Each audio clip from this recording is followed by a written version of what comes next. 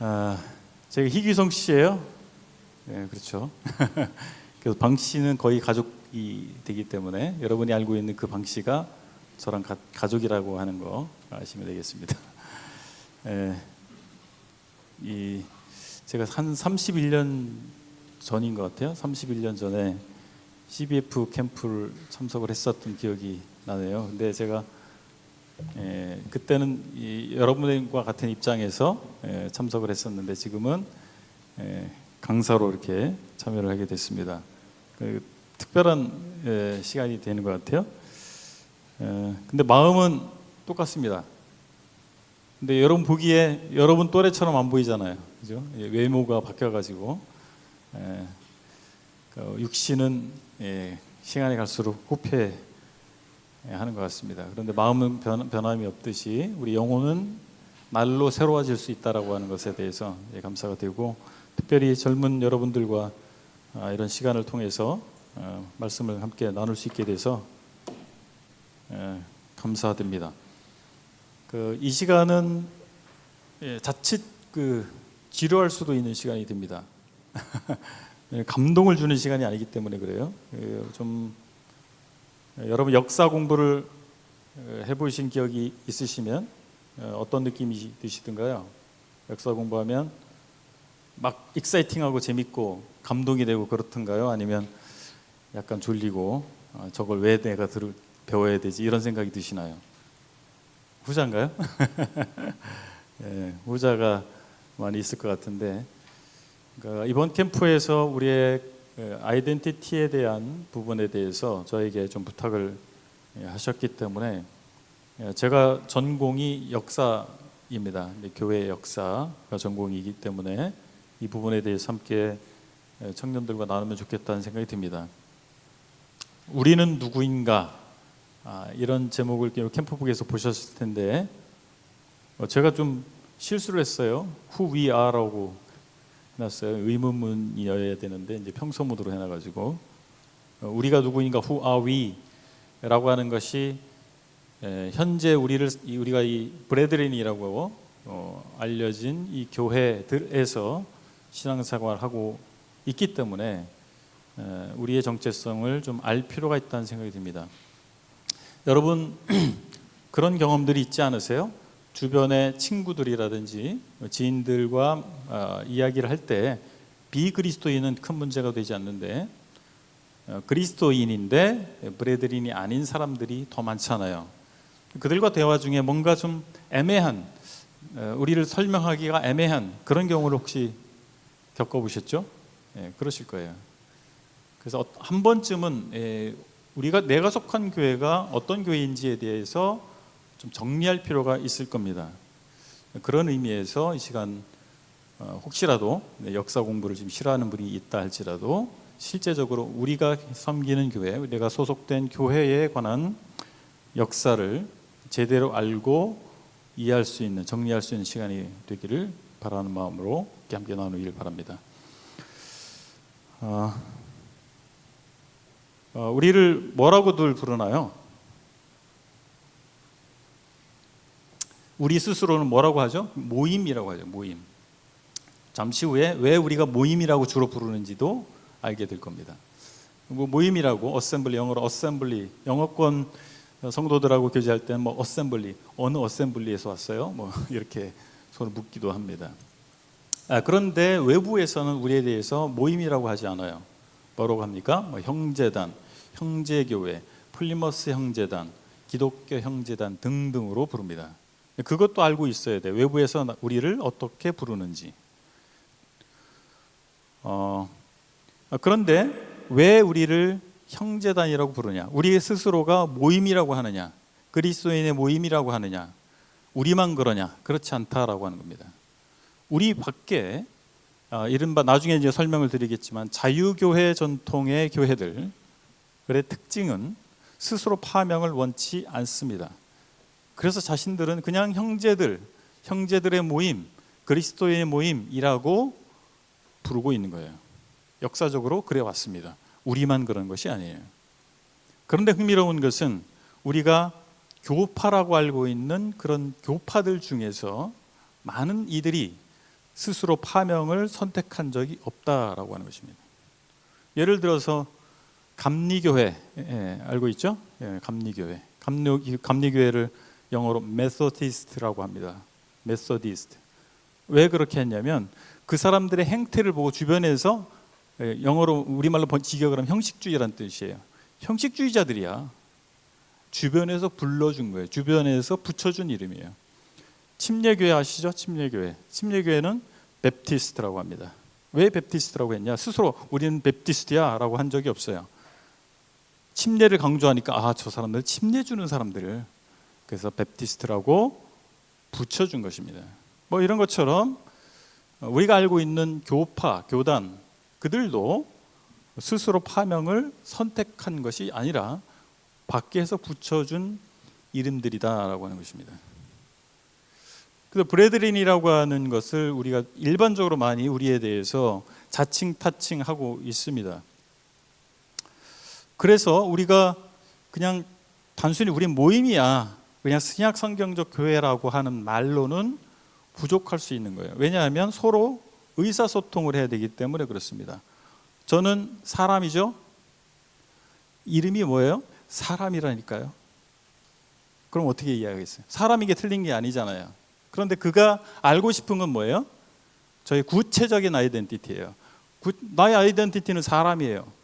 그러나 보다 구체적인 게 필요하죠. 제 이름이 뭐라고요? 방기만. 이렇게 소개할 필요가 있는 거예요. 이게 의사소통의 문제라고 하는 것이죠. 그래서 우리 외부의 사람들에 대해서 우리를 소개할 때 우리는 신약성경적 교회라고 말하는 것은 부족한 표현이다라고 하는 것입니다. 그들이 이해할 수 있는 언어로 표현해 줘야 된다라고 하는 것입니다. 자, 모임, 이른바 모임은 19세기 영국에서 시작된 형제 운동으로 말미암아 출현하게 됐습니다.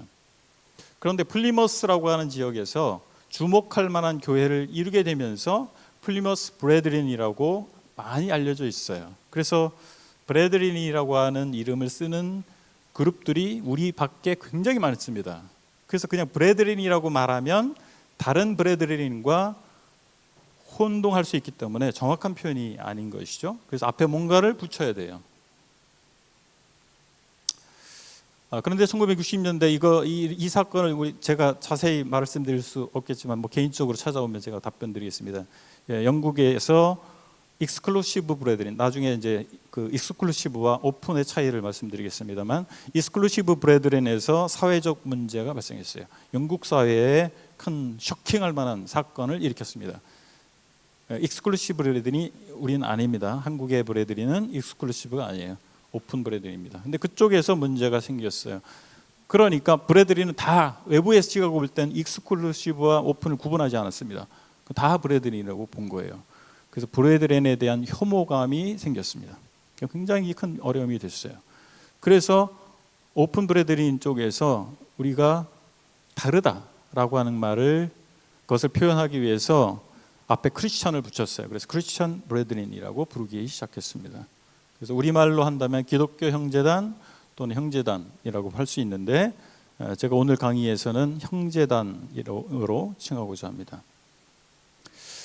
자, 그러면 자유교회에 대해서 제가 말씀을 드렸는데, 자유교회 전통은 어떻게 시작됐는가를 말씀드리겠습니다. 여러분 종교개혁 들어보셨죠? 종교개혁? 예. 로마 가톨릭의 오랜 이 행위구원적인 체제를 반대하고 일어난 운동, 이것이 종교개혁으로 알고 있습니다. 그러니까 종교개혁하면 뭐 마틴 루터, 지빙글리, 칼뱅 뭐 이런 사람들이 기억이 날 거예요. 생각이 날 것입니다. 그런데 이 종교개혁에 대해서 새로운 관점이 있습니다. 그것이 하나의 운동이 아니고 다양한 운동이었다라고 하는 거예요. 그래서 종교개혁을 세 부류로 구분하는 관점이 있습니다. 조지 윌리엄스라고 하는 교회 사가가 이렇게 이 관점을 제시했습니다. 첫 번째는 우리말로 번역하면 관료 후원적 종교개혁, 두 번째가 근원적 종교개혁, 세 번째가 반동 종교개혁입니다. 관료 후원적 종교개혁은 우리가 알고 있는 루터, 즈빙글리, 칼뱅과 같은 주류 종교개혁자들을 칭하는 것입니다. 왜 그들을 관료 후원적 종교개혁이라고 칭했냐면, 그들은 세속 권력자들과 손을 잡고 그들의 힘을 빌어서 종교개혁을 진행을 했습니다. 그렇기 때문에 세속 권력자들의 관점을 무시할 수가 없었던 거예요. 그들의 요구사항을 무시할 수 없었던 것입니다. 그들의 제한선을 벗어날 수 없었던 종교개혁이었습니다. 그러나 근원적 종교개혁은 세속 권력자들과 손을 잡아서는 안 된다. 교회는 세속 권력자들의 힘을 빌어서 영적인 일을 수행할 수 없다. 초대교회로 돌아가야 된다. 로마 가톨릭 교회를 개선, 리빌딩하는 것이 아니라 로마 가톨릭 교회를 기초부터 다 갈아엎고 초대교회로 사도행전 2장에 나타난 교회로 돌아가야 된다라고 주장했던 사람들이 있었어요. 그 사람들을 근원적 종교개혁이라고 하는 것입니다.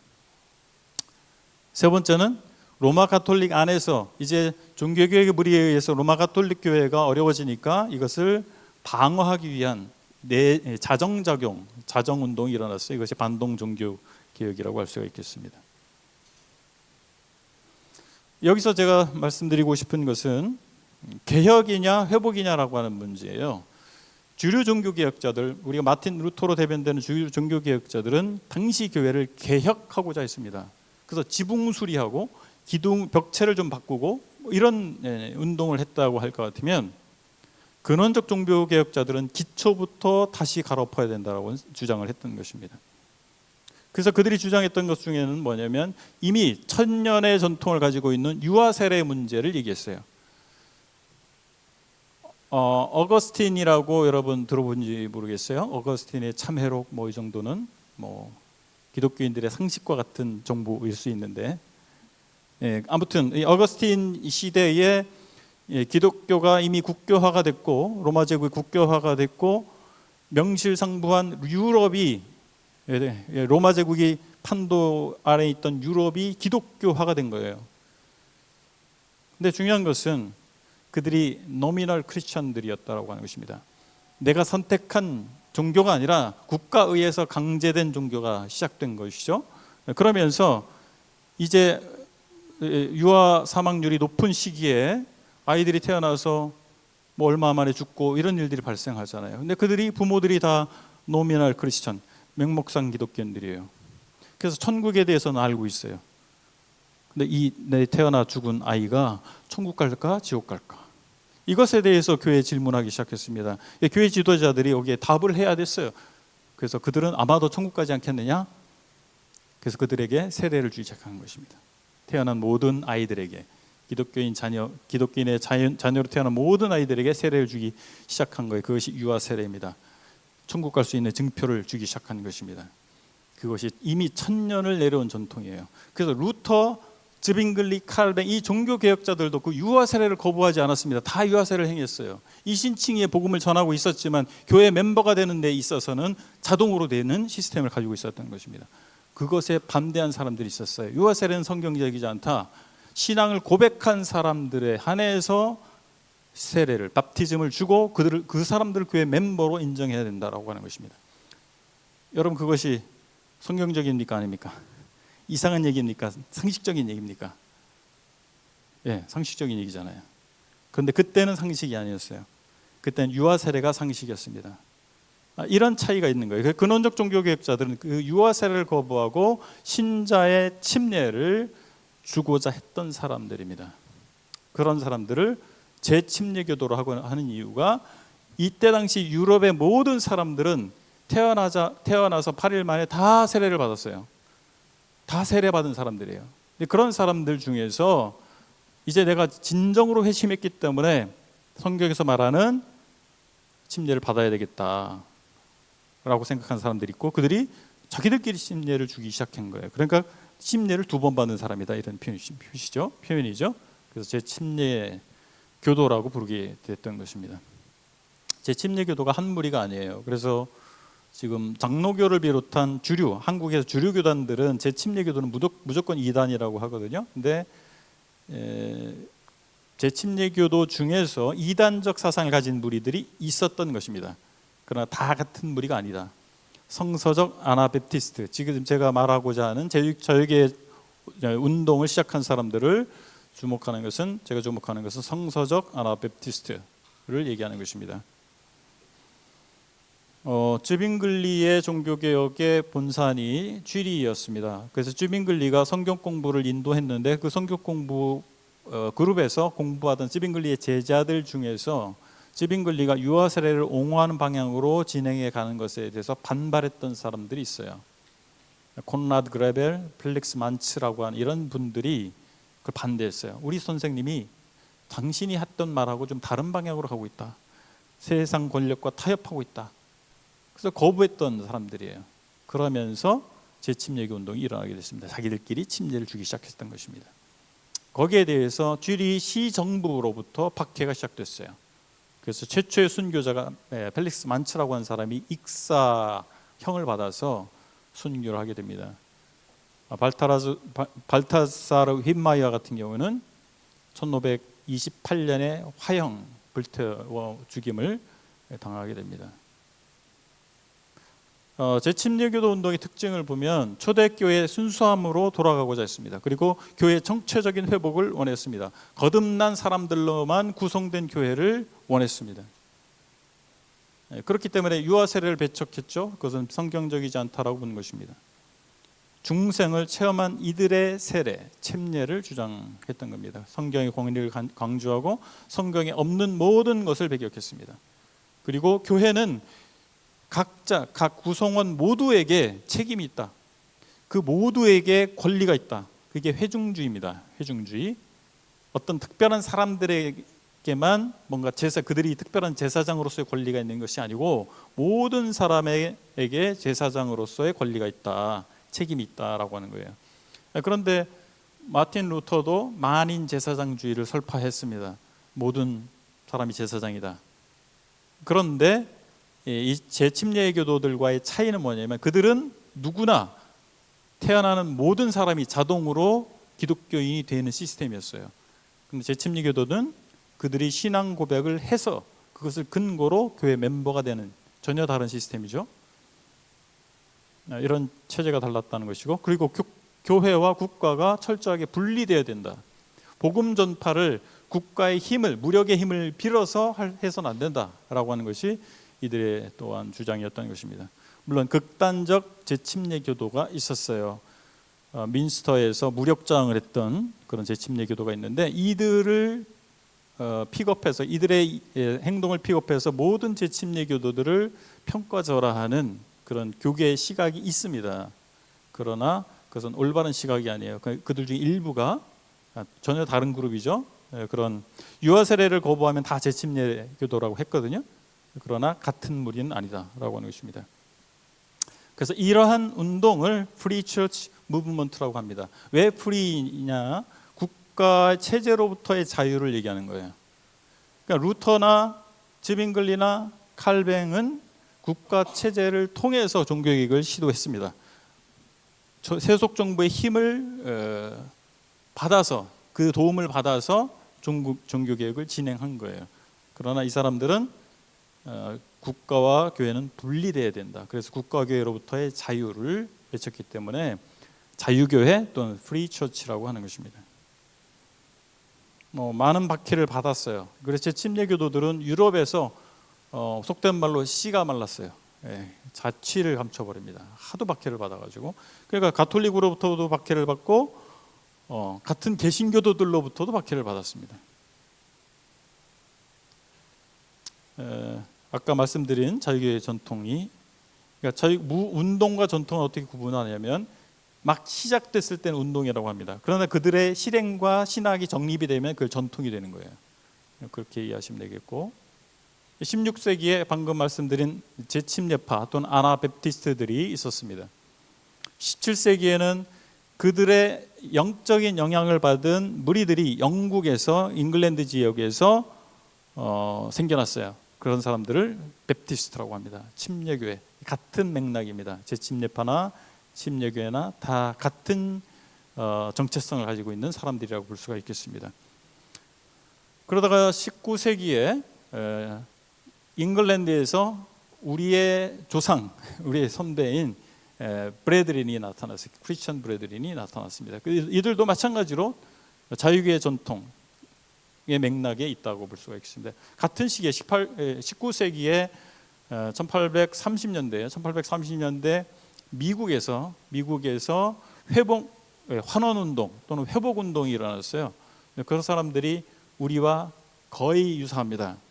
그런 사람들이 Church of Christ에서 그리스도의 교회로 지금 교단명이 되어 있습니다.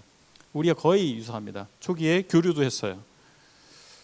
어쨌든 그래서 16세기 아나바프티스트들의 직계후예가 메노나이트입니다. 메노나이트는 영국에서 유럽에서 너무 박해를 받았기 때문에 미국으로 건너가서 미국과 캐나다에 메노나이트가 많이 존재합니다.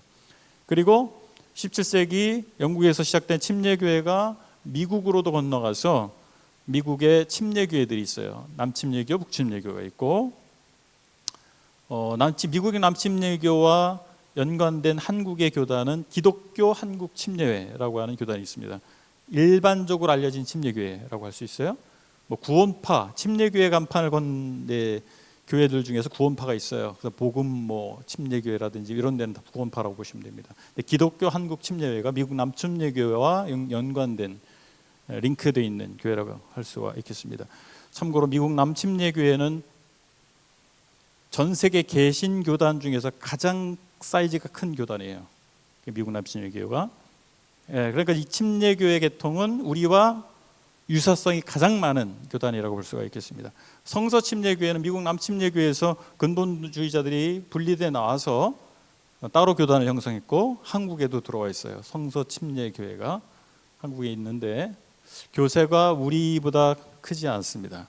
한국 브레드린보다 비슷하거나 작거나 그래요. 아무튼 그렇습니다. 저희교회 전통에 있는 교단들이 이런 교단들이 있다라고 하는 것을 참고로 아시면 좋겠습니다. 자, 그럼 형제운동은 어떻게 시작됐고 전개되어 왔는가라고 하는 건데 19세기의 시대 상황을 보셔야 돼요. 우리가 갑자기 하늘에서 뚝 떨어져 가지고 생겨난 게 아니기 때문에 그렇습니다. 유럽에서 프랑스 혁명이 일어났죠. 1789년에 프랑스 대혁명이 일어납니다. 이거는 전 유럽을 충격으로 몰아넣은 사건입니다. 왜냐하면 평민들이 무장봉기를 일으켜서 정권을 획득하고 왕을 처형했어요. 엄청난 사건이에요. 그 혁명 정도가 들어섰잖아요.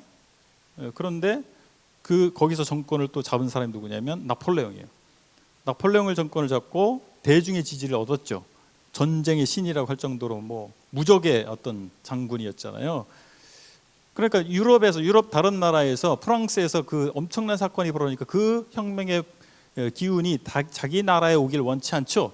다 왕국들이잖아요. 그래서 유럽의 연합 군대와 프랑스가 전쟁이 벌어져요. 근데 나폴레옹이 뭐라 그랬어요? 전쟁의 신이라고 불릴 정도로. 그래서 연전연승을 합니다. 그러다가 프랑스가 전 유럽을 집어삼키려고 이제 전쟁을 확대하기 시작하죠. 그러니까 어때요? 유럽 사람들은 전화 속에 빠져들게 된 거예요. 그 프랑스 대혁명을 일으켰던 이 기반이 되는 사상이 있어요. 그것은 계몽주의 사상입니다.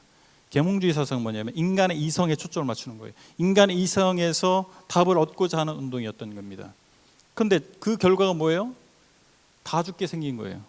다 폐허가 되고 질병과 굶주림과 죽음이 초래가 됐던 거예요. 그래서 계몽주의 사상에 실망하는 현상이 나타나게 됩니다. 이어서 영국에서 무슨 일이 일어나요? 산업혁명이 일어나죠. 그 사회격변 운동이 일어납니다. 도시 빈민이 출현하고 어린이들이 12시간 이상씩 노동을 해야 되는 아주 약한 환경. 정말 단칸방에서 열댓 명 되는 식구들이 모여 살아야 되는, 화장실도 없어요. 그런 현상이 발생하게 된 것이죠. 이런 가운데서 낭만주의가 등장한 거예요. 낭만주의는 뭐냐면 인간의 이성이 아니라 감성으로 돌아가자, 옛것으로 돌아가자. 마치 종교개혁의 밑거름이 됐던 인문주의 운동하고 좀 비슷하잖아요. 그런 현상이 일어나면서 영국에서 기성체제, 영국 국교회와 그 체제에 대한 반발이 일어나게 됩니다. 그래서 기존의 체제, 기존의 교권적 체제, 국가와 연합한 체제, 기존의 사회 질서 이런 것들로부터 이탈하고자 하는 그런 사상의 흐름이 바로 낭만주의라고 볼 수 있어요. 그래서 초월적 은사, 뭔가 직통 계시, 하나님과의 만남, 그리고 종말론, 여기에 대한 관심이 증가하게 됐던 거예요. 이런 바탕에서 형제운동이 일어났다고 하는 것입니다. 마크 스티븐슨이라고 하는 엠모 성경대학 교수세요. 브래드린입니다. 이분이 낭만주의가 형제운동에 영향을 미쳤다라고 이분은 평가를 했습니다. 산업혁명이 아까 살펴봤고요. 그래서 어떤 전통이나 교리적 논의보다는 개인적 신앙 체험과 실제적인 신앙의 삶을 강조하는 현상이 나타났던 것입니다. 여러분 브래드린에서 신앙생활을 하고 계신데 교리적인 어떤 것들을 중요시하고 있습니까? 개인적인 신앙 체험을 더 중요시합니까? 전자예요, 후자예요? 후자죠. 우리 하나님과의 만남, 말씀 받는 거, 하나님과의 교제, 그런 거 강조하고 있지 않습니까? 네. 그 전통이 어떻게 어디로부터 왔는가를 생각해 볼 수가 있어요. 그리고 18세기에 종교적 유산이 있습니다. 18세기 독일에서 경건주의 운동이 일어났어요. 왜 경건주의 운동이 일어났냐면 독일 하면 어떻습니까? 마틴 루터가 생각나죠? 마틴 루터는 국가교회 체제를 수용한 사람이에요. 그래서 마틴 루터의 교회가 영향을 미치고 있는 모든 지역에 태어나는 모든 사람은 자동으로 루터 교인이 되는 것입니다. 그리고 이제 국가교회 체제가 이제 가톨릭과 30년 전쟁이 일어나요. 개신교 진영과 가톨릭 진영의 30년 전쟁이 일어납니다. 그 전쟁을 종결시킨 게 베스트팔리아 평화 조약이에요. 베스트팔리아 평화 조약을 통해서 루터파 진영에 태어나는 모든 사람은 루터 교인이 되고 가톨릭 진영에서 태어나는 모든 사람 가톨릭 교인이 된다. 그렇게 서로 인정하자라고 하게 된 거예요. 그러면 독일은 루터 교회가 국교가 된 거예요. 그러면서 루터 교회의 목회자들은 정부에서 사례비를 받습니다. 봉급을 받아요. 그러면 어떻게 되는 거예요? 준공무원이 되는 거예요. 준공무원. 그러니까 그 사람들은 복음을 전할 필요가 없어요. 태어나면 다 교인이 되는데, 그렇지 않겠어요? 마치 대한민국에 우리 브래드린이 국교가 되면 여러분 좋을까요? 복음 전할 필요 없어요. 다 국민이 다 브래드린이야. 태어나면 다 브래드린 한 명씩 생겨나는 거예요. 복음 전할 필요 없이 출산을 장려하면 돼요. 그죠? 그렇게 된 거예요. 그러니까 목회자들이 뭘 하겠어요? 설교문도 다 나와요. 중앙에서 설교문이 다 나와요. 그 주일 설교 준비할 필요 없어요. 설교문 나오면 그거 읽으면 돼. 그럼 뭐 할 게 있을까요? 할 게 없어요. 그래서 교리적 논쟁을 하는 겁니다. 뭐가 교리적으로 옳으냐 그러냐, 교리적 논쟁에 사로잡히게 되고, 그리고 교인들의 삶은 어때요? 하나님과의 하나님부터 오는 어떤 인사이트를 경험하겠어요? 그런 거 없어요. 그냥 교인이에요. 그냥 자동 교인이 된 거예요. 그러면서 이 루터교 안에서 이것이 정말 기독교의 본질이 아니지 않을까? 성경적 신앙 그것이 아닐 텐데 하나님과의 만남이 아닐까? 하나님과의 인격적인 만남이 아닐까? 이런 각성운동이 일어난 거죠. 그것이 경건주의입니다. 그래서 그들이 뭘 얘기했냐? The Quiet Time, QT라고 하는 것을 강조했어요. 여러분 QT 아시죠? 여러분 경건주의 영향을 받은 거예요. 그것이 영국에 영향을 줬어요. 그 영국에서도 그런 운동이 일어나게 됩니다. 감리교 운동, 감리교회가 어떻게 생겼냐? 바로 경건주의 운동에 영향을 받은 그룹입니다. 존 웨슬리가 구원받지 않은 가운데에서 목회 활동을 했습니다. 이 사람이 옥스포드 출신이잖아요. 그래서 홀리 클럽에서 열심히 했어요. 행위로 열심히 했어요. 그런데 구원을 못 받았어요. 모라비안들을 만나면서 그들을 통해서 제대로 된 복음을 전해 듣고 구원받게 됩니다. 그리고 독일에 가서 진젠도프를 만났어요. 직접. 그렇게 굉장히 인사이트가 컸겠죠. 그러면서 경건주의자들의 어떤 영성은 수용하면서 자기만의 철저한 체계적인 방법을 사용해서 감리교 운동을 일으키게 됐던 것입니다. 이런 상황이 영국 가운데 있었던 거예요. 전 시대에. 그리고 윌리엄 켈리라고 하는, 브래드린의 윌리엄 켈리하고 다른 윌리엄 캐리, 이분이 훨씬 더 유명한 분인데, 이분이 침례교 선교사인데 근대 침례교 운동의 아버지 라고 할 수 있는 사람이에요. 이 사람에 의해서 개신교도들에게 이 선교가 얼마나 필요한가에 대한 각성이 일어나게 된 거예요. 그전에는 개신교도들은 선교하지 않았습니다. 선교할 여력이 없었어요. 첫 번째. 두 번째, 신학적으로 그들은 선교는 지상명령이라 하죠. 그것은 사도들에게 주신 명령이다. 그렇게 이해를 했어요. 그래서 선교에 대한 관심이 없었어요. 그런데 윌리엄 캐리를 통해서 선교운동이, 개신교 선교운동이 일어나게 됩니다. 그 가운데에서 브래들린 운동이 일어났다라고 하는 거예요. 19세기 영국 국교회에 세 그룹이 있었습니다. 영국 국교회. 영국 국교회가 뭐예요? 성공회죠? 예, 성공회. 예, 국교회에 세 그룹이 있었어요. 고교회, 저교회, 광교회. 하이처치, 로우처치, 브로드처치. 이 세 그룹이 있었어요. 고교회는 로마 카톨릭적인 신학을 주장했던 사람이에요. 가톨릭으로 돌아가야 된다. 저교회는 복음을 외쳤던 사람들입니다. 복음주의자들. 광교회는 자유주의 신학. 그러니까 뭐 이성적으로, 합리적으로 용납할 수 있는 것만 믿자. 이게 광교회입니다. 저교회라고 하는 복음주의자들이 국교회 안에 이미 있었어요. 왜 국교회를 살펴봐야 되냐면 초기 브래들린 운동을 일으켰던 사람들 중에 절반 가까이가 국교회 출신입니다. 자, 그럼 행자전이 어떻게 시작됐는지 보실까요? 첫 번째, 영국 국교회 전통에 속했던 사람들을 보겠습니다. 여기 지도 보이시죠? 예, 더블린이 있고 플리머스가 있어요. 더블린은 지금 아일랜드의 수도잖아요. 근데 이때 당시는 다 영국의 땅이었어요. 다 영국에 통합되어 있었어요. 나중에 독립이 됐죠. 이 더블린과 영국 남부, 잉글랜드 남부에 플리머스라고 하는 지역 두 곳이 있습니다. 아일랜드 더블린에서 떡을 떼는 모임들이 다수가 있었습니다. 떡을 떼는 모임. 이때 당시 국교회 법은 뭐냐면 안수받은 사제가 집례하지 아니하면 떡을 뗄 수 없었어요. 주의 만찬을 할 수 없었어요. 그런데 이런 낭만주의 운동의 영향, 낭만주의 사상의 영향, 여러 가지 어떤 영향을 받아서 국교회 사람들 중에서 자기들끼리 떡을 떼는 사람들이 생겨나게 된 겁니다. 어디서 떴겠어요? 집에서 떴겠죠. 누구 집에 모입시다. 우리 떡을 뗍시다. 주의 만찬 나누고. 이런 것들이 다수가 있었던 거예요. 떡을 떼는 모임들이 있었던 거예요. 그 중에서 에드워드 크로닌을 중심으로 한 모임과 벨렛과 허친슨을 중심으로 한 떡을 떼는 모임이 연합하게 됩니다. 그 벨렛과 허친슨을 중심으로 한 모임에서 안토니 노리스 그로브스라고 한 분이 참여하고 있었어요.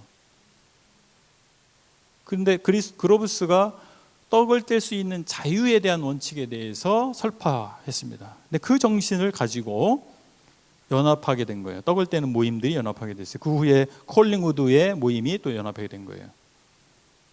왜 모임이 모임이라고 하는지 아시겠죠? 떡을 떼는 모임이었어요. 그리고 잉글랜드 플리머스에서 예언을 공부하는 모임을 시작하게 됩니다. 아일랜드에서 그런 모임들이 있었어요. 예언 공부, 종말론, 아까 말씀드렸죠? 사람들이 종말론에 관심을 갖기 시작했다고. 그래서 종말론을 연구하는 학회가 있었어요.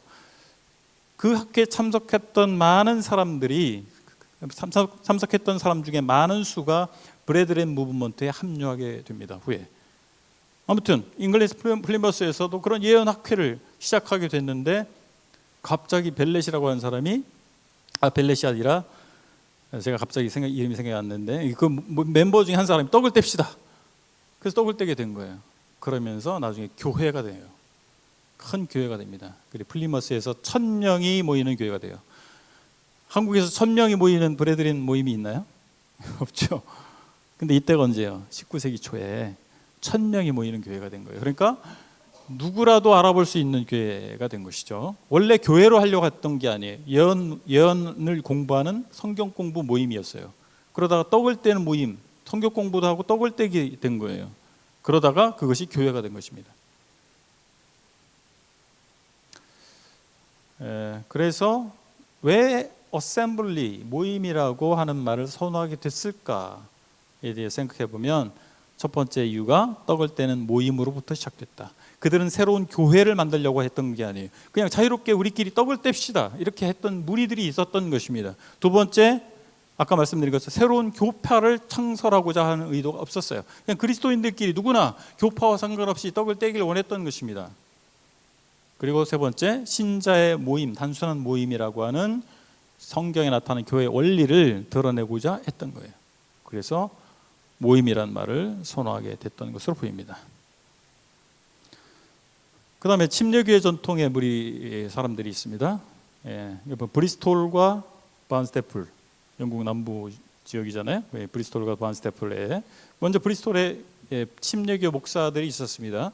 주지 밀러, 헨리 크레이크, 이 두 사람이 침례교회에서 목회를 하고 있었습니다. 조지 밀러는 여러분 아시는 것처럼 독일 출신입니다.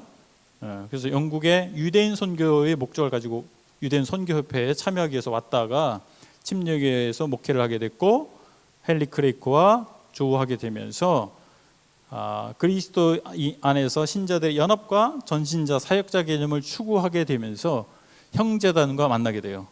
플리머스에 있는 형제단과 만나게 됩니다. 그러면서 동질감을 느꼈기 때문에 그들이 교회가 통째로 형제운동에 합류하게 된 거예요. 그때 당시에는 뭐 형제 브레드리라고 하는 어떤 그룹이 형성돼 있던 게 아니에요. 그러니까 같은 정체성을 가지고 추구하는 바가 같은 사람들끼리 연합이 자연스럽게 이루어지게 됐던 것입니다. 반스테플에서는 침례교 목사였던 로버트 체프만이 동일한 가치를 이미 실행하고 있었어요. 그러다가 서로 알게 되면서 이분도 연합하게 됐던 겁니다. 그 다음에 이제 퀘이커 전통이 있는데 퀘이커, 혹시 퀘이커에 대해서 들어본 분 계세요? 퀘이커. 잘 모르시죠? 네, 한국에도 퀘이커가 들어와 있더라고요. 최근에 들어온 걸로 알고 있습니다. 퀘이커는 17세기 초에 조지 폭스라고 하는 사람에 의해서 생겨나게 됐어요. 조지 폭스는 국교회 교인이었거든요. 국교회의 어떤 형식적인 그리고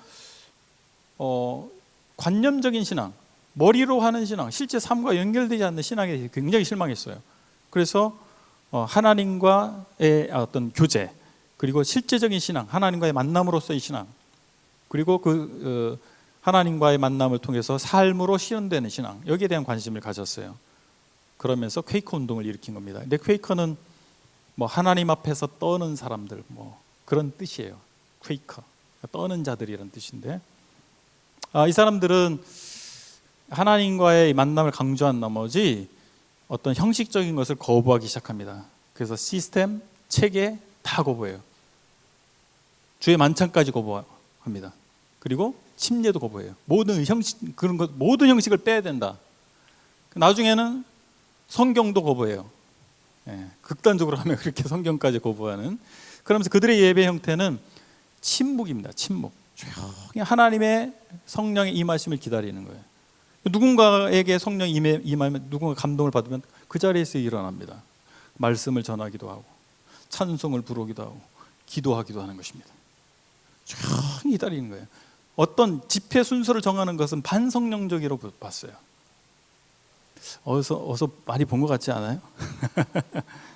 아무튼 이 퀘이커 안에서 1827년, 28년에 분열이 일어나게 됩니다. 너무 신비주의적으로 간다. 그래서 신비주의로 가면 안 된다. 제동을 거는 사람들이 생겨나게 됐어요. 근데 그들이 퀘이커 안에 있을 수가 없어서 분리돼 나옵니다. 분리돼 나온 사람들이 어디로 갔느냐? 여러분 토트넘 아세요? 토트넘? 북런던. 손흥민 선수가 뛰고 있는 토트넘. 이 토트넘에서 큰 퀘이커 무리가 있었습니다. 통째로 브레드렌에 합류합니다. 잉글랜드 서부 지역에 있는 여러 퀘이커들이 또 브레드렌에 합류해요. 그러면서 이 형제단에 매우 정적이고 자유로운, 어떤 형식을 정하지 않은 자유로운 예배 형태, 성령이 직접 개입하심을 기대하는 이런 전통들이 브레드린 안에 들어왔다라고 봅니다.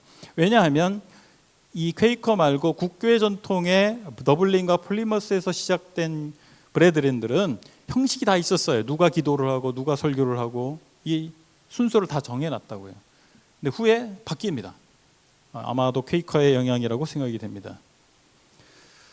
그래서 초기 형제단에 30분까지인가요? 예. 30분까지가, 우리가 30분에 시작했나요? 45분에 했어요? 그럼 45분까지 할 수 있네요. 네, 감사합니다. 예. 잘 따라오고 계시죠? 몇몇 분들은 벌써 꿈의 나라로 가시고 했는데 하여튼 분량껏 취하시기 바랍니다. 어렵다고 말씀드렸죠, 조금부터. 자, 보세요. 초기 형제단의 뭐 신학이라는 말에 대해서 좀 거부하는 분들이 계실 수 있는데, 신학은 뭐냐면 신앙을 정리하면 신학이 되는 거예요. 신앙을 다 갖고 계시잖아요. 하나님에 대한 신앙, 예수 그리스도에 대한 신앙, 교회에 대한 신앙을 갖고 계시잖아요. 그래서 정리하면 신학이라고 하는 거예요. 뭐 알러지 반응 보일 필요 없습니다. 어쨌든 초기 형제단의 신학은 구원론에 있어서는 하나님의 은혜와 주권을 강조했어요. 그래서 뭐 온건 칼뱅주의다, 뭐 이렇게 얘기하기도 합니다. 교회론에 있어서는 강력한 초대교회주의였고, 국가교회를 거부했고, 신자의 교회를 추구했고, 전신자 제사장직 실현을 추구했고, 공동목회를 지향했고, 성별을 추구했습니다. 이런 것을 정리해 보면 교회론의 입장에서 보면 자유교회 전통이었어요. 자유교회 전통은 종교개혁에서 이신층이 믿음으로 구원받는다라고 하는 것을 수용하면서 교회가 어떠해야 되는가에 있어서 주류 종교개혁자들과 입장을 달리했던 전통입니다. 이런 면에서 초기 형제단도 자유교회 전통과 맥락을 같이 하는 운동이었다는 사실을 확인할 수가 있습니다. 그런데 이제 형제단이 두 계열로 이제 나눠지게 돼요. 개방과 비개방으로. 첫 번째 주요한 이유는 신학적 입장 차이가 있습니다. 예언 해석에 관해서 다비와 뉴턴이 다른 입장을 가졌어요. 자, 다비는 우리가 알고 있는 바대로 성도의 휴거, 교회의 휴거, 그 이후의 환란, 그리고 공중에서 예수님 만나고 어린 양의 혼인잔, 그리스도의 심판대 어린 양의 혼인잔치를 거치고 예수님과 함께 온다. 예수님 재림할 때 함께 온다.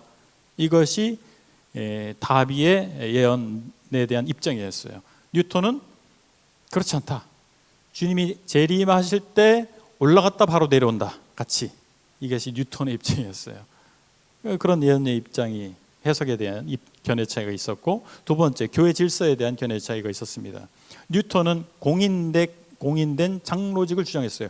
교회는 다 똑같이 있는 것이 아니고 교회 인도자들이 있는데 성경에 보면 장로들이 있다. 그래서 장로들에 의해서 교회가 인도돼야 된다라고 하는 입장이었습니다. 근데 다비는 그것은 성직주의자다. 성직주의를 도입하는 것이다. 다 형제들이 똑같이 장로들이 있을 수 없다. 이것이 다비의 입장이었던 것입니다. 근데 이런 것들이 그냥 수면 아래 있다가 어떤 사건으로 인해서 수면 위로 올라옵니다. 1차 플리머스 논쟁인데, 다비가 뉴턴이 성직제도를 도입했다고 공격했어요. 그때 플리머스에 있는 에버링턴가에 있는 교회가 있었는데, 거기서 다비가 일부의 사람들을 데리고 나와버려요. 롤리가로 나와서 이제 우리끼리 모이자 이렇게 한 거예요. 오늘날 한국에서 이런 일이 많지 않나요? 예. 그러면서 2차 플리머스 논쟁이 벌어지는데, 뉴턴이 어디서 강의를 했는데 그것을 사람들 막 받아 적잖아요. 여러분들 중에 지금 받아 적는 분도 계시잖아요. 예, 잘 적으세요. 제가 안 한 말 자꾸 적지 마시고. 받아 적었는데, 어떤 자매님이 그걸 적었는데 그것을 누군가가 봤어요. 뉴턴을 안 좋아하는 어떤 누군가가 봤어요. 근데 그것이 일파만파 퍼지게 됩니다. 그리고 그것이 책자로 발행이 되게 했어요. 그것이 교리적 논쟁이 될 만한 내용이었다는 것이죠. 이것이 빌미가 돼서 다비가 뉴턴을 공식적으로 공격하게 되고, 뉴턴은 이단자다 공격하게 됩니다. 뭐 자세한 내용은 혹시 개인적으로 오시면 설명을 드리겠습니다. 그러면서 뉴턴의 교회, 뉴턴이 목회하고 있는 그 교회를 출교합니다. 형제단에서 퇴출시켜요. 그랬는데 1848년에 우드폴이라고 하는, 이분이 장교였던 것 같아요. 그래서 우드폴이라고, 그래서 캡틴이라고 붙입니다. 우드폴이라고 하는 분이 자기의 육신의 형제와 함께 베데스다, 아까 조지 밀러와 헨리 크레이크가 목회하는 베데스다 교회에 와서 주의 만찬에 참여하기를 원했어요. 그러니까 베데스다 교회에서 3명의 대표자를 뽑아서 면담하도록 했습니다. 이분들이 뉴턴의 어떤 사상에 영향을 받고 있는지, 그 사상을 따르고 있는지. 근데 확인해 보니 그 사상을 따르지도 않고, 그 뉴턴의 문제가 발생했을 때 영국에 있지도 않았어요. 유럽에 있었어요. 그러니까 떡을 떼게 하는데 아무 문제가 없다 판단해서 떡을 떼게 했습니다. 이것을 다비가 알게 됐어요. 그래서 이 뉴턴의 교회 출신을 받아들였기 때문에 베데스다도 뉴턴의 이 사탄적 교리에 오염됐다라고 해서 베데스다 교회를 출교합니다. 그리고 그 공문을 전 세계 브레드렌에 보내요. 이게 베데스다 회람입니다. 뭐 여러 가지 과정이 있었어요. 베데스다 일꾼들이 해명하고 뭐 이렇게 서로 논박이 왔다 갔다 했는데 일단 다비가 공문을 보내버립니다. 그래서 전 세계의 교회에 브레드렌에 가장 지명도가 있던 분이 다비였습니다. 다비는 많은 여행을 했어요. 여러 교회들을 방문하고 여러 대륙들을 방문했기 때문에 지명도가 있었어요. 그래서 대부분의 브레드린은 베데스다와의 교제를 끊었습니다. 그런데 인근에 있는 교회들은 상황들을 알잖아요. 어떤 이유가 있었는지. 그래서 인근에 있는 교회들 중에 다비가 지나쳤다, 베데스다가 그런 문제를 갖고 있지 않다, 그래서 베데스다와 교제하는 그룹 그리고 교제하지 않는 그룹이 된 것입니다. 그래서 두 개로 갈라지게 된 거예요.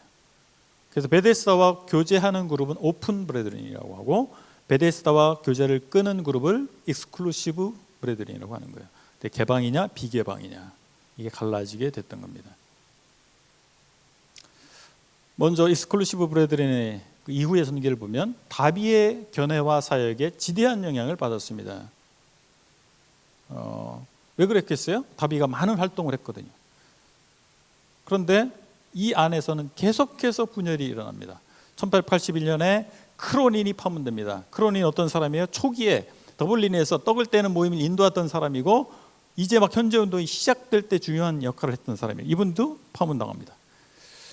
크로닌의 파문에 반발한 윌리엄 켈리가 파문당합니다. 그리고 1885년 북아메리카의 프레드릭 그랜트가 파문당합니다. 프레드릭 그랜트는 이 북미 지역에 굉장히 영향력을 행사했던 성경교사였습니다. 이분이 또 파문당해요. 그래서 그랜트파가 분리되어 나갑니다. 1885년 잉글랜드의 레딩과 스튜어트의 무리가 분리되어 나갑니다. 영국, 호주, 뉴질랜드의 다수 교회가 이 스튜어트 무리에 합류합니다. 그래서 뭐 호주, 혹시 호주 갔다 보면 계세요? 호주 브레드랜드는 원래 스튜어트파였어요. 뭐 뒤에 파 붙여서 좀 그런데 그 사람 중심으로 뭐 분리됐다 그래서 그 파 붙이는 거예요. 개방형제단은 원래는 소수였습니다. 처음에 분리됐을 때는 소수였어요. 잉글랜드 서부와 북부의 형제단이 개방형제단 입장을 취하고 있었어요.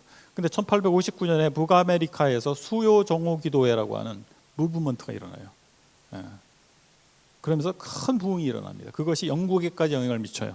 그러면서 개방형제단은 초교파적으로 교류했거든요. 그래서 이 부흥운동에 큰 힘을 받아요. 그래서 개방형제단이 굉장히 교세가 확장이 됩니다. 해외로도 확장이 되는데, 조지 밀러가 성경지식협회를 만들어서 영국에 있는 사역자들 뿐만 아니라 해외 선교사들도 많이 후원했습니다. 허드슨 테일러가 중국 내지 선교회를 창설하고 했는데 그것을 후원했습니다. 그럼 허드슨 테일러가 브레드린입니다. 이거는 학계에서 제가 세계 최초로 증명했는데, 허드슨 테일러가 조지 밀러보다 더 유명합니다. 가장 유명한 선교사라고 할 수 있죠. 중국 선교를 했던 허드슨 테일러는 원래 감리교 출신이에요. 그래서 감리교도로 알고 있는 경우가 많습니다. 감리교도인 부모 밑에서 태어났어요. 그러다가 유아세례 받았죠. 근데 17세에 회심합니다. 그리고 나서 의학 공부를 하기 위해서 헐이라고 하는 HULL 헐이라고 하는 곳에 이주하게 돼요. 의학 공부를 위해서. 그래서 헐에서 어느 교회에 출석하냐면 앤드류 죽스라고 하는 형제님이 목회하고 있는 브레드린 처치에 출석합니다. 그래서 거기서 다시 침례를 받아요. 왜 침례받았겠어요? 자기 유한세례 받았고 그 후에 회심했거든. 그 신자의 침례를 안 받은 거예요. 그래서 침례를 받았어요, 정식으로. 그리고 그 교회에서 생활하다가 중국 선교의 소명을 받아요, 하나님으로부터. 그래서 가족들과 교제하고 그 교회에서 간증합니다. 그리고 중국 선교를 위해서 갔어요. 그러면 모임 사람이에요, 아니에요? 중국 선교하러 갔어요. 그리고 초교파적 활동을 했어요. 그래서 아마도 모임에서 브레드린으로 말하기가 좀 껄끄러웠는지 모르겠어요. 아무튼 그 후에도 이분이 내지 선교회를 창설해서 중국 내지로 들어가서 선교 활동을 했거든요. 근데 브래드린들이, 영국에 있는 브래드린들이 추후에 더 갑니다. 더 가서 허드스텔러와 동역하고 이런 내지 선교에서 같이 활동하거든요. 네. 그래서 모임 브래드린의 선교사인 것이 분명합니다. 1960년대 미국에서 윌버 맥카피, 1962년 영국에서 에드윈 제임스 선교사가 한국에 들어오면서 한국의 브래드린이 생겨나게 된 거예요. 근데 맥카피와 제임스 다 오픈 브래드린의 선교사들입니다. 그렇다면 비개방 형제단의 신학과 행사를 좀 보면 연합을 강조합니다.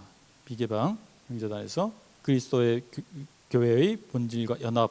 그래서 근데 연합인데 어떤 연합이냐? 단서가 있어. 일관된 그리스도인들만의 연합이 가능하다라고 본 거예요. 그래서 일관된 그리스도인이라고 하는 것을 정의 내려야 돼요. 누가 일관된 그리스도인이냐? 그들과만 연합할 수 있다고 보기 때문에. 그리고 악으로부터의 분리를 강조했습니다. 그리고 파멸된 교회 개념을 주장을 해서 사도의 교회는, 사도 시대에 생겨난 교회는 시간이 지나면서 파멸됐고 19세기 당시에 신약 성서적인 교회, 이 사도적 교회는 찾을 수 없다라고 봤어요. 그렇기 때문에 신약 성경에 나타나는 교회의 장로와 집사라고 하는 직분도 있을 수 없다. 그 대가 끊어졌기 때문에 그렇게 봤어요. 그리고 교회라고 부를 수도 없다. 교회는, 사도적 교회는 존재하지 않기 때문에, 파멸됐기 때문에 교회라고 부를 수도 없다라고 본 것입니다. 자, 보세요. 청주, 제가 청주니까 청주에 그리스도인들의 모임이 모였어요. 그런데 교회 간판을 붙여서는 안 되는 거예요. 왠지 아세요? 청주 지역의 모든 그리스도인들을 포함한 모임이 아니기 때문에 모든 그리스도인이 포함되어야만 교회라고 할 수 있는 거예요. 이해하시겠어요? 그러니까 서청주교회라고 붙이면 안 돼. 그냥 서청주 뭐라고 해야 되나, 그런 식이죠. 그리고 일관된 그리스도인들에게만 열려있는 공동체를 추구했기 때문에 일관된 그리스도인이라고 하는 제한선을 자체적으로 규정해야 됐던 거예요. 그래서 보니까 저 사람은 일관된 그리스도라고 볼 수 없어 하면 그냥 거기부터 단절되는 것입니다. 거기서 분리가 일어나기 시작하는 거예요. 그래서 초기 형제운동을 시작했던 많은 지도자들이 파문당하거나 분리될 수밖에 없는 그런 어떤 교리적 이유가 있었다라고 하는 것입니다. 그리고 중앙집권화된 교회를 만들었어요. 다비가 국교회 사제 출신이거든요. 그런 영향일까? 그런 추측도 해봅니다. 왜 중앙집권화된 교회를 했냐면 논리적으로 그렇습니다. 어느 지역에 있는 교회에서 새로운 신자를 영접을 했어요. 다른 지역교회가 모를 수 있잖아요. 또 어떤 사람을 징계를 출교를 했어요. 다른 지역교회 모를 수 있잖아요. 그래서 그런 지역교회별로 하면 안 되고 중앙 통제 기관에서 그 모든 것을 관장해야 된다고 해서 런던 중앙회를 만들었어요. 그래서 런던 지역에, 최초에는 런던 지역에 있는 교회들의 모든 영접과 치리 문제를 런던 중앙회에서 컨트롤했습니다. 근데 거기서 그치지 않고 전체 교제권에 있는 전 세계적인 브래드린을 다 컨트롤하려고 했어요. 우리의 모습이 그런가요? 우리 그렇지 않죠? 지역계 독립을 인정하지 않습니까? 그리고 유아 세례를 고수했습니다. 유아 세례를 고수했어요. 그 유아 세례를 하면 득이 많다. 그래서 유아 세례를 고수했습니다. 내용을 구체적으로 살펴보면 길어지고 교회 직분을 아까 말씀드린 것처럼 거부했습니다. 장로 집사를 세우지 않았습니다. 그렇다면 개방 형제단의 신학과 행사를 보면 그리스도 안에서 열린 연합을 지향했습니다. 그로브스는 자신이 한 분파에 속하는 것이 곧 연합을 깨뜨리는 행위가 된다고 생각했어요. 그래서 영국 국교회 코리 대주교 그리고 다니엘 윌슨 주교를 방문하고 교제했습니다. 그리고 세란포에서 침례교 선교사 윌리엄 캐리와 교제했습니다. 영국 국교회에 대해서 그로브스는 영국 국교회의 문제를 인식하고 국교회를 나왔거든요. 그럼에도 불구하고 이렇게 말했습니다. 나는 그 제도가 매우 잘못된 것임을 인정하지만 내 마음은 그 안에 있는 아름다운 진주, 나에게 그토록 못된 껍질로 보이는 것에서 큰 안식을 찾습니다. 그래서 그로부스는 그리스도 안에서 연합해야 된다라고 주장을 했어요. 그래서 그리스도께서 사랑하시는 모든 개인을 사랑해야 된다. 일반적으로 가장 성경적인 회중과 함께 예배를 드려야 된다. 우리는 하나님께서 나타나셔서 축복하시고 구원하시는 하늘 아래에 있는 어떤 회중과도 예배할 수 있다라는 입장을 취했습니다. 그래서 열려있는, 브레드린 밖에 있는 사람들에게 열려있는 입장을 취했던 것이죠. 그리고 개방형제단은 신자의 침례와 두 직분을 인정했어요. 그래서 침수 침례를 행하게 되는데, 침수 침례는 17세기 침례 교도들에 의해서 회복된 거예요. 제 침례파들은 그냥 관수례를 했거든요. 침수 침례는 침례 교도들이 회복한 거예요. 근데 뭐 침례, 대부분 오픈 브레드렌의 초기 리더들이 침례교 출신이잖아요. 뭐 그런 연관성도 있을 수 있을 것 같습니다. 침수 침례를 행했고 신자의 침례를 행했던 것, 그리고 두 직분을 인정한. 그리고 지역교회가 독립되어 있다고 본 거예요. 지역교회 상위에 지역교회들을 컨트롤하는 컨트롤 타워가 있을 수 없다. 그것은 신약성경의 가르침이 아니다, 모본이 아니다라고 본 거예요. 전 세계 형제단은 매우 다양합니다. 이렇게 다양합니다. 매우 다양해요.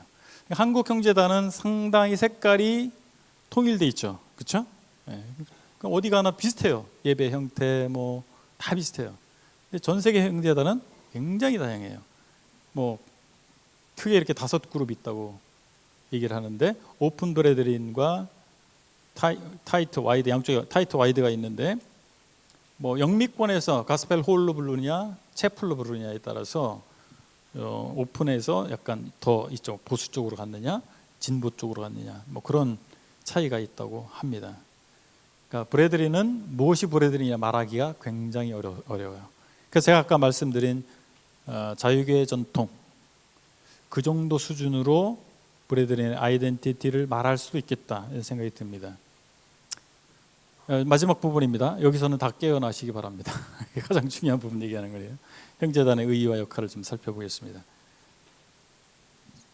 형제단의 신학과 실행적 특성을 먼저 보면, 첫 번째, 초대교회를 지향합니다. 이런 말 많이 들어보셨지 않으세요? 우리의 시작은 어디냐? 사도행전 2장입니다. 우리의 정신의 시작이죠. 예. 사도행전 2장은 모든 교회의 시작이에요, 사실. 예. 아무튼 정신이 그래요. 초대교회를 지향합니다.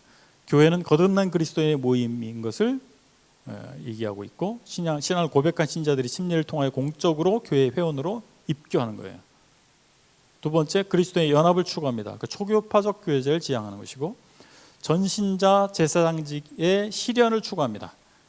자, 우리는 다른 개신교단이 그러면 전신자 모든 교회 멤버들이 제사장이라고 하는 걸 거부하네. 그렇지 않아요. 교리적으로 모든 개신교회는 제사장주의, 모든 교인, 그리스도인들은 제사장이라고 하는 것을 교리적으로 인정해요. 근데 우리의 차이점은 뭐냐면 그것을 보다 실제화하려고 한다는 거예요. 그 차이예요. 교리적으로는 다르지 않아요. 우리만 그런 교리를 가지고 있는 것처럼 오해하시면 안 돼요. 다 그래요. 그러나 우리는 보다 실제적으로 그것을 교회 생활 가운데, 사역 가운데서 실현하고자 하는 거예요. 그리고 공동 목회를 지향합니다. 복수 리더십. 이것은 같은 자유교회 전통의 침례교회하고도 구분되는 겁니다. 침례교회는 1인 목회입니다. 브레드린은 공동 목회. 이게 가장 큰 차이예요. 그리고 세상으로부터의 성별을 추구하는 전통을 가지고 있습니다. 그래서 형제운동은 종교개혁의 후예에서 자유교회 전통을 추구하는 무리다. 그렇게 이해하시면 되겠습니다. 우리는 종교개혁가 아니다. 우린 개신교회도 아니다. 신약성경적 교회다. 그렇게 주장할 수도 있어요. 그것은 아까 제가 말씀드린 것처럼 나는 사람이에요. 당신 이름 뭐예요? 사람이라니까요. 이런 말과 같은 거예요. 예, 구분을 할 수 있어야 돼요. 종교개혁의 전통을 따르는 거예요. 우리는 그 가운데 있어요. 믿음으로 구원받는다 이거죠. 그런데 그 중에서 뭐예요? 교회론적으로 자유교회 전통을 따르는 거예요. 거듭난 그리스도인의 모임을 추구하는 것입니다. 신자의 침례와 신자의 모임으로서의 교회를 추구하는 거예요. 이것이 자유교회 전통이라고 하는 것이죠. 자, 형제단의 의의는 또한 복음주의 진영 내에서 활발한 공조를 했습니다. 브라이언 스탠리라고 하는 분이 이렇게 평가를 했어요. 이건 모임 밖에 있는 분이거든요. 형제단이 제2차 세계대전 이후에 개인 회심을 강조한 복음 전파에 초교파적으로 협력한 주요 집단 중 하나로서 영국 및 세계 복음 전파에 있어서 크게 기여했다. 기여한 인물들을 다 이렇게 언급을 했습니다. 존 랭과 존 핸더슨이라고 하는 이런 분들은 빌리 그레엄의 1954년 런던 지역 전도 대회를 주최하신 분들이에요. 빌리 그레엄 아시나요? 예, 미국 남침여교 부흥 전도자였죠. 그 다음에 랭은 런던 성경대학과 캠브리지 성경연구소의 틴들하우스에 재정적 후원을 했던 사업가입니다. 더글라스 존슨 1928년부터 1964년까지 IVF 총무를 지냈습니다. 한국에도 IVF 있죠. FF 브루스 워드 가스크는 밴쿠버의 리전트 칼리지 안에 신학대학원을 설립하는 데 기여를 했던 분이에요. 그 신학대학원을 설립한 이유는 브레드렌의 교육을 위해서 설립했어요. 근데 브레드렌 거의 안 가죠. 자, 그 다음에 세계 모든 대륙과 대부분의 국가의 형제단은 존재합니다. 2019년 기준 전 세계 형제단 교회 숫자는 총 26,333개입니다. 근본주의 형성에 영향을 미쳤어요. 존 넬슨 다비가 물론 이스클루시브 브레드린, 분리돼서 이스클루시브 브레드린이 됐지만 그가 나이가라 성경 사경회에 지대한 영향을 미치고 그 나이가라 성경 사경회를 통해서 근본주의 운동이 일어나게 됐습니다. 그리고 기독교 교계에 영적 지적 영향을 미친 많은 인사들이 배출됐어요. 조지 뮬러, 허드슨 테일러, 그다음 부족 선교 중에 순교로 알려진 짐 엘리엇, 성경학자인 FF 브루스 등의 이런 인물들을 배출했습니다. 형제단을 뭐라고 정의할 수 있느냐? 정체성을 뭐라고 말할 수 있느냐? 선교적 DNA를 가지고 있다. 그렇게 정리할 수 있겠습니다. 그로브스가 선교 시작한 게 1829년입니다. 형제단이 막 생겨날 때 이분은 선교사로 나갔어요. 조지 밀러, 허드슨 텔러에게 영향을 주었고 성경 지식협회를 통해서 광범위한 선교 사역을 했습니다. 후원했습니다. 허드슨 테일러, 기독교계의 가장 저명한 선교사입니다. 페이스 미션을 실천한 분이에요. 조지 밀러의 영향을 받았어요. 조지 밀러는 그로브스의 영향을 받았습니다. 그로브스, 조지 밀러, 허드슨 테일러 이렇게 영향을 주고받은 거예요. 그래서 어떻게 중국 내지 선교를 했냐면 그때 당시에 서양의 선교사들은 해안가에서 선교했습니다. 중국 대륙이 크잖아요. 큰 나라잖아요. 왜 해안가에서 선교를 했냐면 보급이 원활해요. 그리고 무슨 문제가 생기면 빨리 배 타고 본국으로 갈 수 있어요. 치료도 받을 수 있고. 내지는요, 그걸 받을 수가 없어요. 그래서 아무도 중국 내지로 깊이 들어가지 않았습니다. 누가 들어갔냐? 허드슨 테일러가 들어간 거예요. 중국식 복장을 하고 그들의 문화권 안으로 들어갔어요. 페이스 미션이 아니면 불가능한 것입니다. 믿음으로 간 거예요. 어떤 보장 없이 그냥 믿음으로 나가는 거예요. 이것이 형제단 선교의 사역의 특징입니다. 짐 엘리엇 아까 살펴봤죠. 영국을 비롯한 개방형제단은 초교파적으로 협력했습니다. 무엇을 위해서? 복음을 위해서 초교파적으로 협력한 그룹이에요. IBCM이라고 있습니다. 인터내셔널 브레드렌 온 미션이라고. 이것은 선교를 위해서 전 세계 브레드렌이 모여서 협력하는 그런 수양회입니다. 4년에 한 번씩 전 세계 150개 국가에서 1,000명 이상이 모입니다. 지난번에 말레이시아 쿠알라룸푸르에서 해서 한국 브레드렌에서 34명이 참석을 했습니다. 제가 처음 참석한 게 2019년에 로마에서 했을 때 참석했는데 그때는 4명 갔어요. 4명 저 포함해서. 근데 이번에 34명이 갔어요. IBCM에 대해서 부정적 시각을 갖고 계신 분들도 있으세요. 거기에는 상당히 와이드한 분들도 있거든요. 왜냐하면 전 세계 브레드린이 다 모이다 보니까 스펙트럼이 굉장히 다양합니다. 그런데 엠마오 성경대학, 그 다음에 CMML이라든지 호주의 글로우라든지 전 세계 형제단에서 운영하고 있는 주요 기관들, 선교단체가 다 옵니다. 출판사 다 옵니다. 그렇다면 이런 네트워크를 통해서 서로 협력할 필요도 있죠. 어쨌든 형제단의 특징은 무엇이냐면 선교한다라고 하는 것입니다. 복음을 전하는 사람들이라고 하는 거예요. 신학적 체계를 세우기보다 뭘 중요시했냐면 주님의 지상 명령을 수행하러 땅끝까지 가리라. 처음부터 그랬어요. 그러니까 숫자 대비 우리가 통계를 낼 수가 없어요. 왜냐하면 성대 형제단은 교단 조직이 없어요. 그래서 교회 파악이 안 돼요. 안타까운 것은 예를 들어서 인도네시아 선교를 가는데 인도네시아에 이미 다른 나라에서 선교사들이 와서 교회들이 생겼는데 서로 몰라요. 그래서 협력이 안 돼. 그게 좀 안타까움이 있어요. 근데 뭐 IBCM 같은 그런 네트워크에 들어가면 서로 확인이 되고, 물론 그 안에 안 들어오는 데는 확인이 안 되겠지만은 확인이 되고 그러면 좋겠죠. 그래서 통계 수치를 내기가 어렵습니다, 형제단은. 그럼에도 불구하고 이미 서로 네트워크를 통해서 확인된 그룹 교회들만 파악해도 숫자 대비, 성도 숫자 대비 가장 많은 선교사를 아마 파송한 그룹이지 않을까, 이런 생각을 합니다. 그래서 우리의 정체성은 우리끼리 잘 먹고 잘 살자가 절대 아니에요. 무엇입니까? 복음 전하는 거예요. 여러분 잊지 마시기 바랍니다. 여러분들 그 CBF 이렇게 지역별로 이렇게 하시고 이렇게 캠프도 하시고 좋은 거예요. 그리스도인들이 서로 친교를 나누고 함께 공부하고 좋은 것입니다. 근데 그 무엇과도 바꿀 수 없는 것은 복음 전하는 것입니다. 이것이 우리의 아이덴티티예요. 다른 교단에 비해서 우리가 차별화될 수 있는 게 무엇입니까? 복음으로 사는 것입니다. 복음을 실제 전하는 것입니다. 믿음으로 나아가는 거예요. 제 다른 교단의 신학교에 어떤 교수님이 저한테 연락이 왔어요. 연락이 와가지고 저를 찾아와서 만났어요. 그분이 연구를 하다 보니까, 그분은 이제 선교학 교수세요. 선교학 교수신데 연구하다 보니까 브래드린을 알게 됐어요. 그로브스를 알게 됐습니다. 조지 뮬러를 알게 됐어요. 근데 제가 쓴 논문을 통해서 허드슨 테일러가 브래드린이라고 깜짝 놀라고 저를 찾아왔어요. 무엇입니까? 외부 사람들이 더 잘 알아요. 더 잘 알 수 있어요. 물론 그분 연구해서 알겠지만, 보편적으로 알려진 건 아니지만 우리의 정체성이 뭔지를 잊지 마시기 바랍니다. 그걸 잊어버리면 우리는 브래드린이라고 말할 수 없습니다.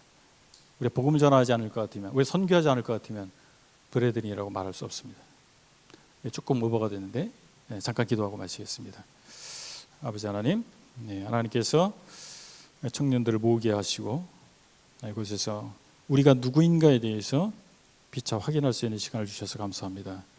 조기에 브래드린들이 주와 복음을 위해서 헌신했던 것과 같이 우리도 그러한 우리가 되기를 원합니다. 주님께서 주신 가장 큰 명령을 수행하는, 순종하는 저희가 되기를 원합니다. 감사합니다. 예수 그리스도 이름으로 기도했습니다. 아멘. 감사합니다.